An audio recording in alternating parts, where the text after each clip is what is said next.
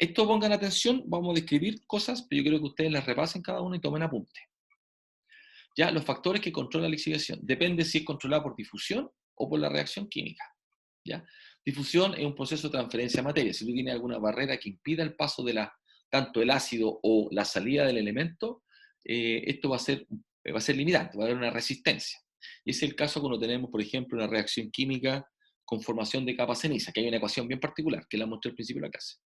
Después la reacción química misma, cada reacción química tiene una cinética. En general las reacciones químicas son rápidas, pero podría haber un proceso que si yo, por ejemplo, pesco como el mineral puro y le echo los reactivos, puede que se demore un segundo o 10 minutos.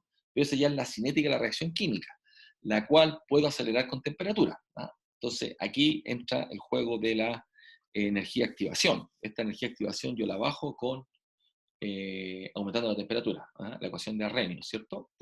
O puedo meter catalizadores. Entonces aquí diferenciar. Uno es un fenómeno de transporte molecular y el otro es un fenómeno de reacción química. Obviamente, tamaño partícula, siempre transferencia de materia a la interfacial. Particularmente, este tiene dos efectos. Uno, respecto a la velocidad, es más lento cuando es más grande. Eso lo sabemos de transferencia de materia. Y aquí pongan atención. La conversión final o el grado que yo tengo de disolución, mientras más grande la partícula es más bajo. Es decir, si pesco una colpa de, mira, si pesco una colpa de 1 metro, para lixiviarla se va a demorar 3 años. Y hay procesos así que se llama dump leaching, 3 años. Y voy a extraer solamente un 30% del material.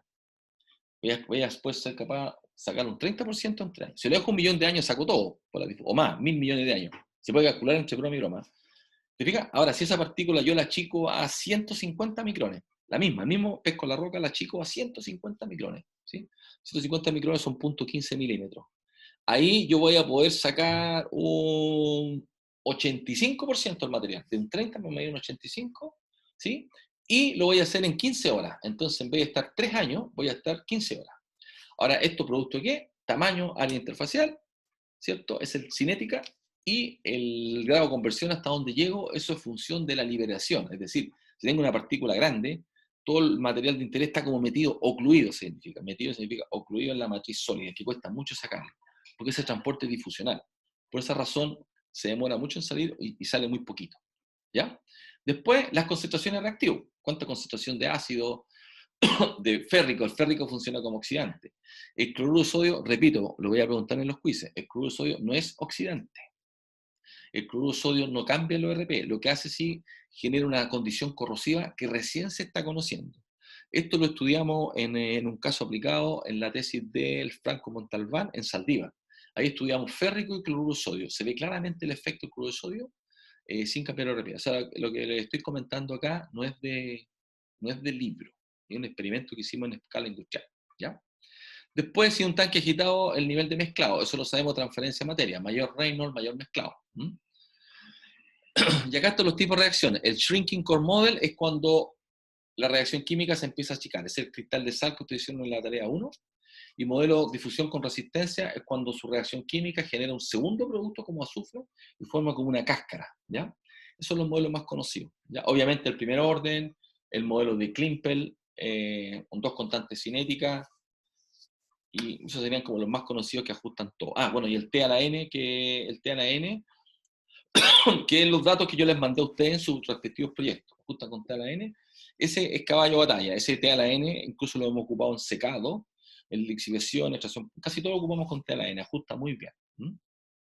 Bueno, acá lo que acabamos de decir, los efectos de temperatura, acá está la extracción del zinc, experimento a distintas temperaturas, esta es la cinética. Les recuerdo que uno podría aproximar acá una exponencial, y cuando tiene el 63,2% de la respuesta, por ejemplo acá esto llegó hasta 80, por punto 6, 6 por 8, 48, por acá, si uno baja hasta acá esta línea, intersecta el 63% de la respuesta, uno sobre tiempo me da la constante cinética. Entonces uno mirando al ojo sabe las constantes cinéticas de cada uno de estos equipos. Lo voy a volver a ver cuando veamos escalamiento, pero uno mirando el gráfico ya sabe la constante cinética aproximada, asumiendo un modelo de primer orden que es suficiente como para tener un estimado, que es lo que uno quiere como ingeniero, ¿cierto? Uno quiere como ingeniero mirar, mira, tu constante cinética es 90 segundos, 1,5, 1 sobre 1,5 segundos, o sea, y ahí podía escalar.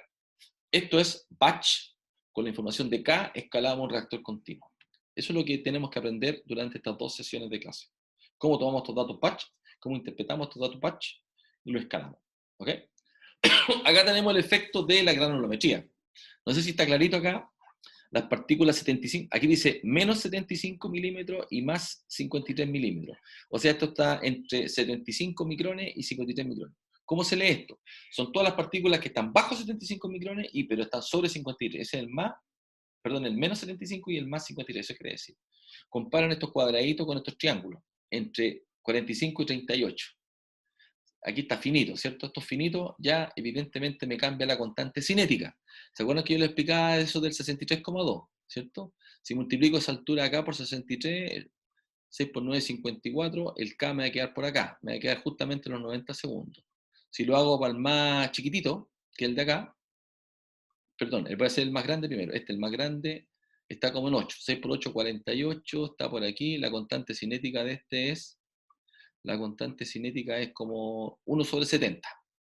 Si pesco el más chiquitito, que está en 0,9, 6 por 9, 54, queda por acá arriba, la constante cinética es más o menos del orden de menos 40. O sea, nos pasamos de 1 sobre 40 comparado con 1 sobre 60. ¿Te fijas? O sea, la constante cinética es como un 20% más grande. Por tanto, si yo tomo este dato batch y lo quiero escalar a un reactor continuo, mi reactor va a ser un volumen más pequeño. Y ahí, ¿qué es lo que hago? Reduzco el CAPEX o el costo de operación del equipo. ¿Ya? Otro efecto que tenemos acá es la concentración. Hablamos de las concentraciones de ácido. Entonces, si se fijan, uno puede construir un modelo matemático que relacione el tamaño de partícula, la concentración del ácido, la temperatura, fíjense, la temperatura.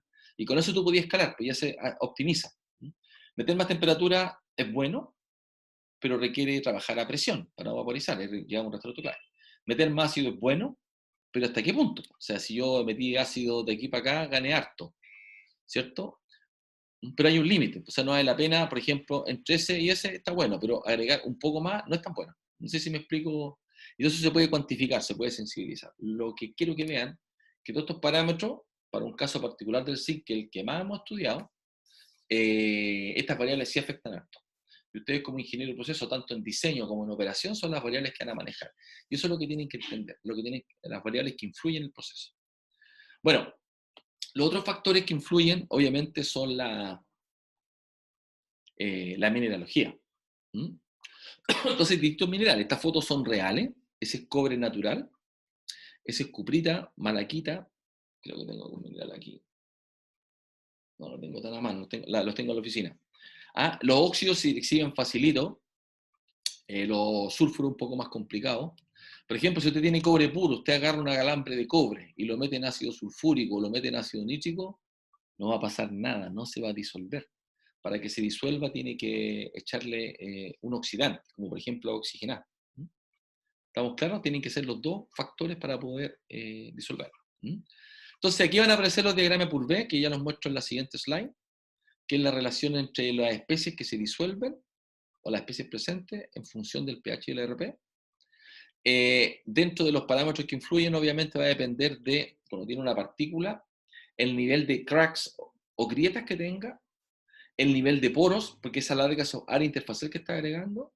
En la diseminación es cuando tú tienes un pedazo de mineral grande o diseminado en pequeñas partículas. En pequeñas partículas tiene menos área de contacto, no es tan bueno, comparado, por ejemplo, con las arcillas. Perdón, después vienen las arcillas. Las arcillas lo que hacen es controlar la permeabilidad.